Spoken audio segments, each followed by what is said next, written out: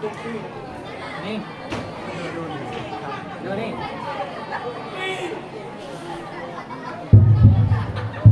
Udah mandi.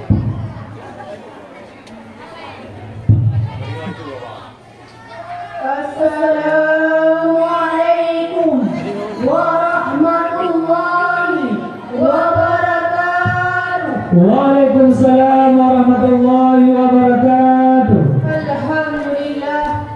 Alhamdulillahi rabbil alamin wa bihi nasta'in ala umuri dunya waddin wa ala alihi wa sahbihi ajmain. Amma ba'du.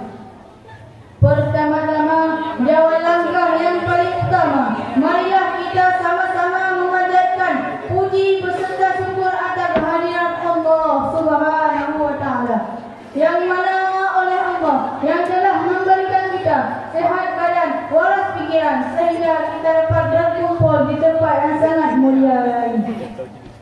Dan tidak lupa pula selawat bersertai dengan salam kita alamatkan kepada seorang mahkota surga yang bertitel dengan titel Habibullah, yang berpangkat dengan pangkat Rasulullah. Namun siapakah beliau? Beliau tak lain dan tak bukan adalah baginda Nabi besar Muhammad sallallahu alaihi wasallam.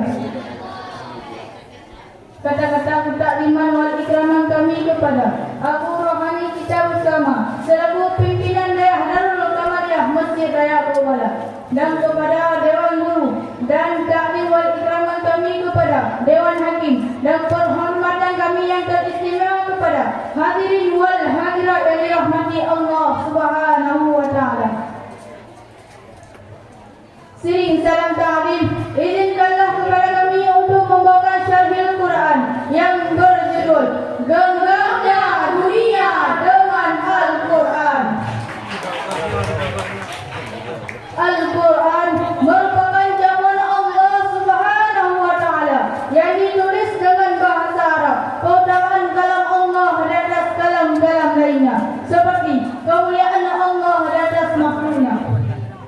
Siapapun yang menjadikan Al-Quran sebagai pedoman hidup dan ketika berintegrasi dengan Al-Quran, maka tiada yang dia dapatkan kecuali kemuliaan dan kebahagiaan. Dan sungguh merugi bagi mereka yang tidak bisa menikmati jamuan Allah. Al-Quran merupakan keagungan Allah Subhanahu wa taala, yang mana Al-Quran memiliki kedudukan yang sangat tinggi. Bahkan apabila gunung yang begitu besar dan perkasa tidak mampu mengikut tanggungjawab Al-Quran, walaupun ia mengiyakan, ia akan tunduk dan terpencar dirinya karena takut kepada Allah. Lalu bagaimana dengan kita? Wahai manusia, apakah hati kita telah lunak, tunduk dan berkedar karena takut kepada Allah? Padahal Allah telah memberikan pemahaman di dalam kitabnya. Maka dari itu disebutkan dalam surat Al-Hasyr ayat 21 sampai 22 yang berbunyi,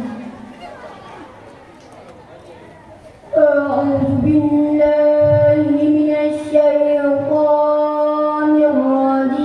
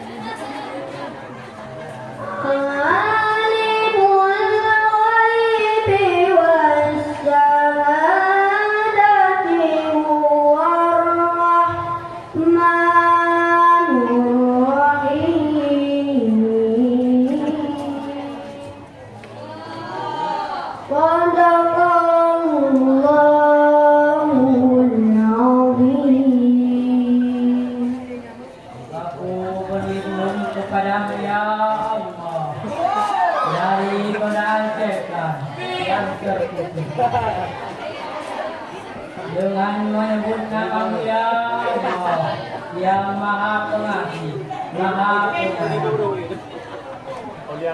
Dan sekiranya kami menyukai Al-Quran ini kepada Tuhanmu, pasti kamu akan tunduk terpecah belah karena takut kepada Allah.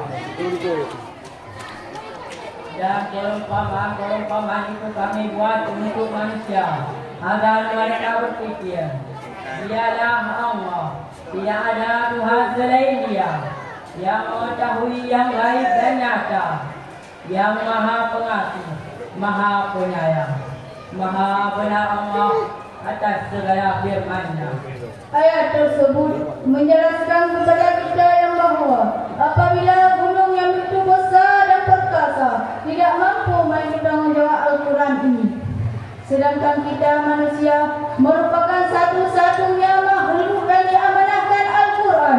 Dengan amanah ini, hendaknya kita membaca dan memahami isi Al-Quran, karena Al-Quran memang pokok agama, norma, hukum serta berbagai firman, di antaranya pertanian, perbintangan, Jual beli dan lain-lain. Barang siapa yang menginginkan Al-Quran berada di genggam dengannya, hendaknya ia berpegang teguh dengan kalam Allah. Allah adalah penguasa atas segalanya. Maka berbahagialah bagi mereka yang menjadikan Al-Quran sebagai pedoman hidup hingga ia disebutkan atasnya Al-Quran. Maka Allah akan memberikan kepadanya melebihi apa yang dia inginkan atas dunianya. Maka dari itu, marilah kita sangka langkah bersama, satu hati, satu jadi, sampai satu dari untuk memegang dunia dengan Al-Quran dan menuju hidayah ini dengan bersemangat. Dari makas kita mulai, dari makas kita berjuang, dari makas kita membangun peradaban dunia dengan generasi mulia.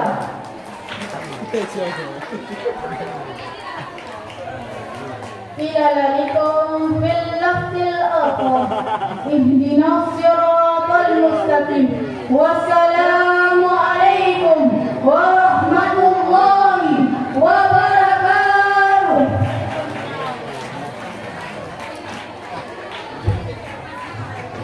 Peserta bersantren tadi tilawah Syarif Hidayatullah, alamat Tuan Nuran, pensyarah Muhammad Furqan, alamat Daya Sari Tilawah Al-Habib, alamat Pulau Kante, perwakilan kelas 3PA.